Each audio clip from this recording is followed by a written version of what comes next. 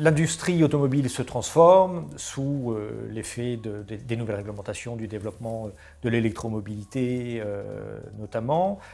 Il y a un point intéressant d'ailleurs à cet égard, c'est qu'en 2017, on avait les stratégies d'innovation dans le domaine de l'électromobilité à peu près au même point, au même plan en termes de priorité que celle du véhicule autonome et connecté. Aujourd'hui, clairement, l'accent il est mis principalement, prioritairement sur l'électromobilité et notamment sur l'électrification des chaînes de traction. Ça veut dire qu'on a besoin de nouveaux métiers ou de métiers qui existent déjà mais qui n'existaient pas dans la filière automobile ou qui vont prendre de plus en plus d'importance. C'est le cas de l'ingénieur électrochimie qui travaille sur le fonctionnement des mécanismes chimiques et électriques dans les batteries, lithium-ion en particulier. C'est le cas du formulateur matériaux qui travaille spécifiquement et en particulier donc, sur le développement de piles à combustible pour la motorisation à base de stockage d'énergie sous forme de l'hydrogène. C'est le cas des ingénieurs thermodynamiciens qui sont un métier important pour la gestion des batteries et leur refroidissement. L'autre grand domaine de compétences et de métiers qui est en développement, c'est un domaine qui avait déjà été repéré dans les études de 2017 et 2018, c'est celui du numérique, qui est évidemment fondamental. Beaucoup d'architectes logiciels, de développeurs. Les deux métiers ont d'ailleurs été dissociés dans cette version-ci de l'étude parce qu'on a des profils de compétences assez différents et le besoin aujourd'hui se fait surtout sentir sur les architectes logiciels, en tout cas pour les sites français. Des besoins de métiers, de compétences d'emploi dans le domaine de la data analyst, data scientist, les experts marketing data, ce sont des choses qui étaient également repérées mais qui se confirment. Et puis un métier fondamental aujourd'hui, qui est celui de la cybersécurité, parce que évidemment tout ceci repose sur la fiabilité des calculs, de la gestion des données. Et comme vous le savez, les industriels aujourd'hui et leurs produits, en quelque sorte, doivent être défendus contre des intrusions et du hacking d'un peu partout. On a des métiers qui apparaissent, des métiers qui se développent. C'est la même chose pour les compétences. On a des compétences qui deviennent de plus en plus importantes dans la filière automobile pour des raisons qui sont les mêmes que pour les métiers, c'est-à-dire ce développement de l'électromobilité et plus largement la problématique environnementale qui prend de plus en plus d'importance. Alors elles sont de trois types, ces compétences en développement.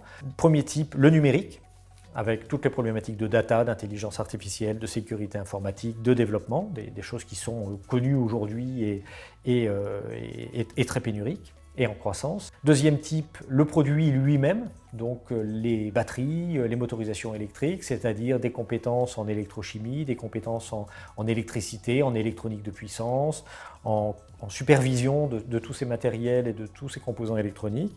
Et troisièmement, des compétences qui vont porter sur la conduite du changement, le management transversal de toutes ces transformations intérieures, parce que finalement c'est la culture elle-même des entreprises de la filière qui est en train d'être profondément remise en cause.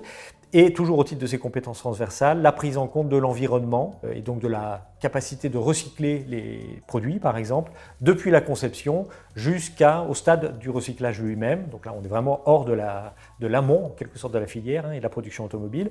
Mais c'est bien un besoin qui va avoir des conséquences en termes de comportement, de définition des projets et de fabrication depuis la conception, la production, la distribution, le recyclage et la gestion des véhicules.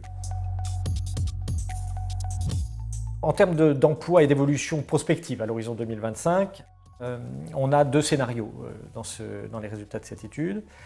Le premier scénario qui est, à mon avis, le plus probable, le plus tendanciel, donc, c'est un scénario qui repose sur la confirmation de la situation actuelle avec des faiblesses qui sont des faiblesses spécifiques de l'industrie automobile française.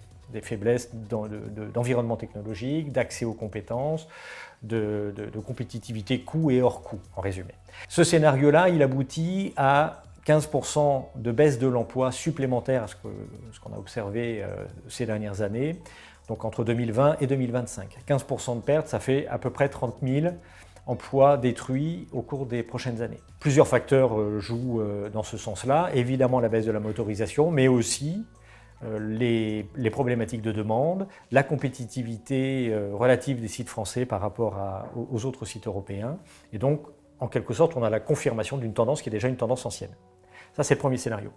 Le deuxième scénario, qui est un scénario plus positif, avec une baisse de l'emploi de 11,4% sur la période, ce qui reste important, mais de 11,4 à 15% d'emplois détruits, on sauve 7500 emplois. Donc c'est l'équivalent, 7500 emplois, à peu près, des 2 gigafactories cumulées.